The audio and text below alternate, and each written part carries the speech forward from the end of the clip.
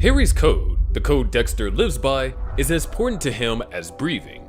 This code, developed by his father and Dr. Evelyn Vogue, was created to channel Dexter's violent tendencies into a positive force and keep him alive and out of jail. However, on 10 separate occasions throughout the 8 seasons, whether justified or not, Dexter broke Harry's code. Now before we begin, we must actually remind ourselves of Harry's code. Whilst it was a highly complex, it boiled down to 2 main things: don't get caught and never kill an innocent, meaning only killing other killers. The first incident was when Dexter killed Miguel's younger brother, Oscar Prado, in a moment of self-defense. At the time, Dexter was on the trail of Fribo, a low-life drug dealer who had already killed 2 young girls but had slipped through the system because of a messed up warrant. After finally hunting him down and entering the house he was hiding in, Dexter bumped into something unexpected: Fribo and an unknown man in a fight. That man was Oscar Prado, the trouble brother of Assistant District Attorney Miguel Prado, a highly powerful figure in law enforcement.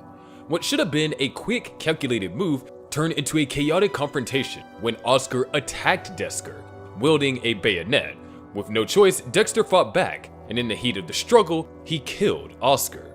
But here's where things got really intense. As Oscar took his final breath, Dexter was hit with a wave of uncertainty. For one of the first times, Dexter looked genuinely shaken, worried that he might have crossed a line and killed someone who didn't fit the profile, a potential innocent. This moment haunted Dexter. He couldn't just move on and leave it behind. Desperate for answers, he dug deeper into Oscar's background and even attended Oscar's funeral, blending in with his grieving family and friends to see if he could uncover any proof that justified his actions. He couldn't. What's so crazy about this kill is that it sparked the friendship between Miguel and Dexter as they teamed up to find out who killed Oscar.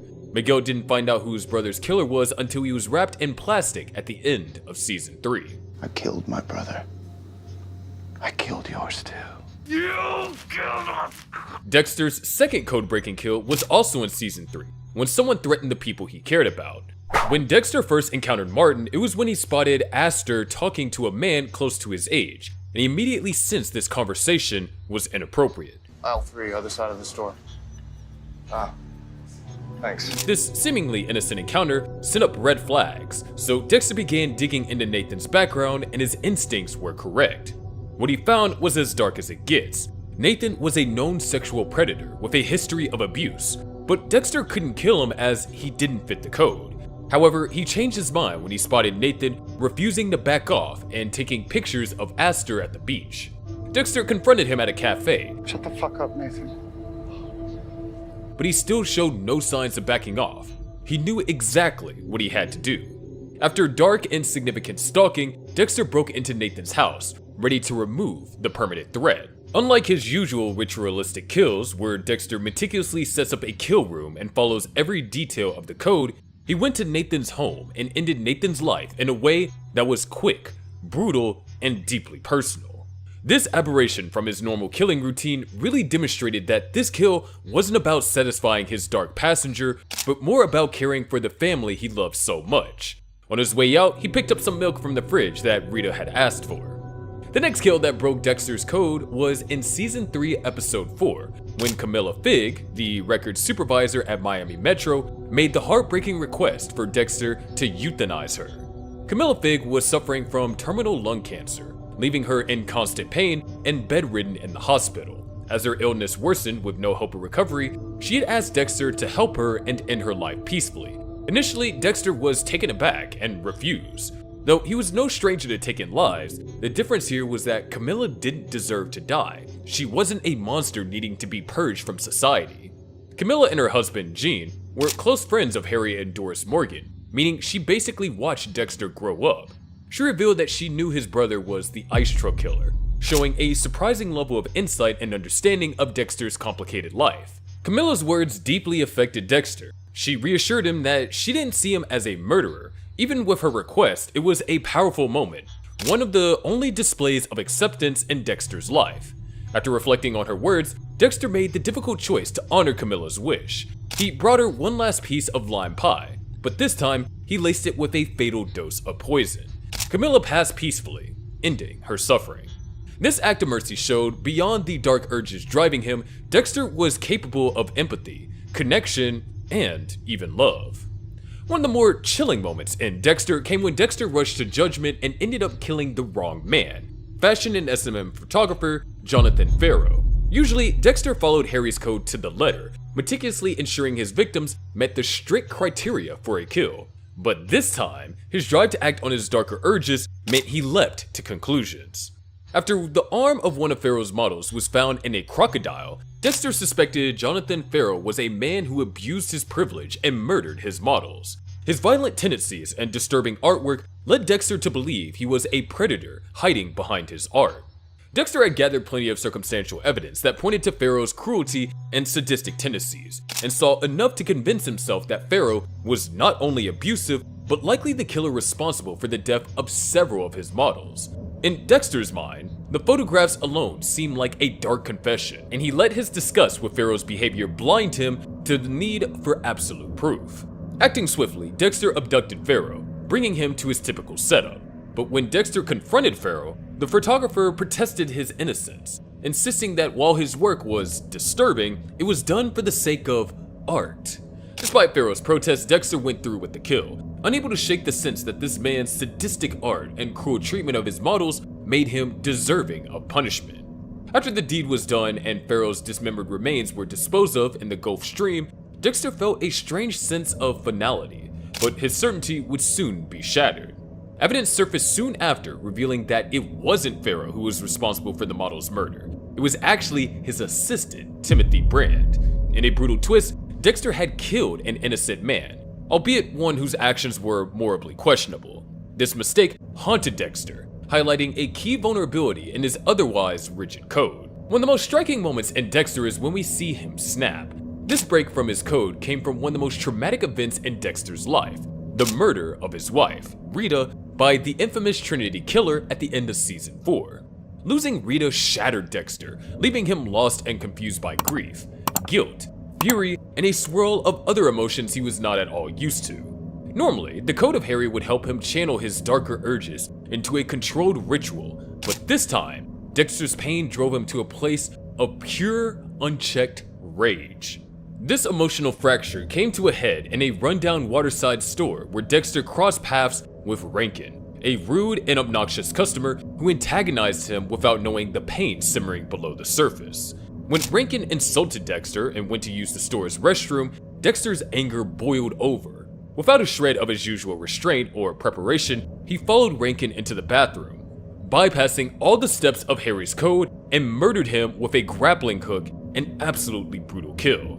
This impulsive kill was a stark departure for Dexter, revealing just how deeply Rita's death had affected him. At that moment, it didn't matter. The murder was a raw release of anger, pain, and grief, showing that even Dexter's code couldn't always keep his darker urges in check when he was overwhelmed. However, Rankin wasn't the only time when Dexter mercilessly took the life of an innocent. The murder of Norm, the owner of the Shady Lane Motel, highlighted a moment when Dexter's impulses pushed him to kill outside of Harry's code. During his trip to Nebraska to track down Jonah Mitchell, Dexter stayed at Norm's motel. Although Norm appeared to be a harmless, if nosy motel owner, he made the mistake of attempting to extort money from Dexter, leading Dexter to act on impulse and kill him in an unplanned moment. Norm discovered Dexter's knives and, assuming Dexter was wealthy, demanded $10,000 in exchange for returning them. But little did he know the true reason why Dexter had these tools. At the time, Dexter was haunted by visions of his deceased brother, Brian Moser, who embodied Dexter's primal, unfiltered urge to kill. In a moment fueled by lust and self-preservation, Dexter's vision of Brian seemed to grab a pitchfork and threaten Norm. But as the scene unfolded, it was clear that Dexter himself had committed the act, ending Norm's life and yet another brutal departure from the Code of Harry. Do you think there was another way out of that situation? If so, comment down below. In Season 6, Dexter broke the Code of Harry not out of impulse or personal vendetta, but from a twisted sense of justice and protection for the innocent. In the episode, This Is the Way the World Ends, Dexter found himself in a life or death situation adrift in the ocean with other survivors after the Doomsday Killer left him stranded.